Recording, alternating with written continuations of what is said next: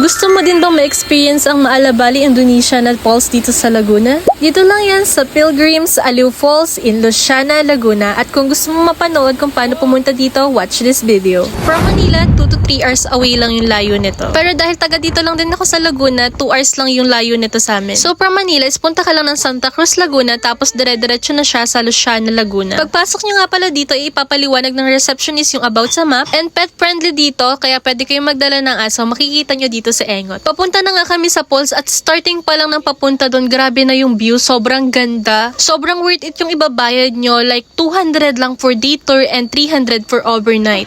So I recommend kung pupunta kayo dito is weekdays talaga para walang tao. Nung nagpunta kami dito is Tuesday, so wala talagang tao, as in parang inarkila namin yung buong resort. And nag-rent din nga pala kami ng best for only 50 pesos. And ito na nga pala yung wait, 10 to 15 minutes lang yung lalakarin yung papunta ng falls.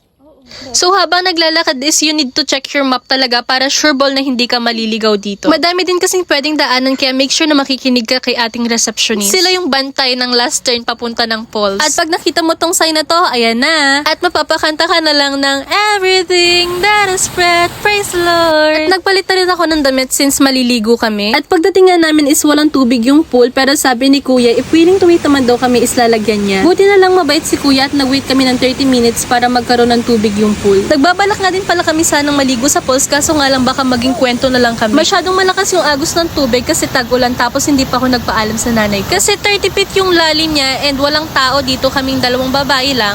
Tapos si Kuyang bantay lang yung isa and bukang hindi siya lifeguard, so pag inagos ka, goodbye Philippines talaga. So it's better to be safe than to be sorry, kaya hindi na rin namin nagamit yung nirent namin na best.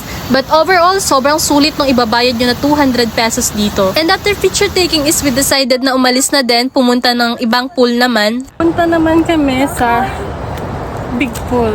And itong part lang to yung mahirap dito kasi Importante pataas. talaga, diba, ng may map.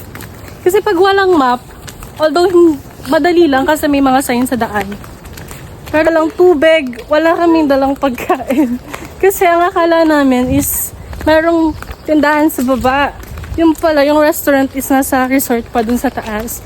So wala kaming kahit ano. So, wow na kami sobra.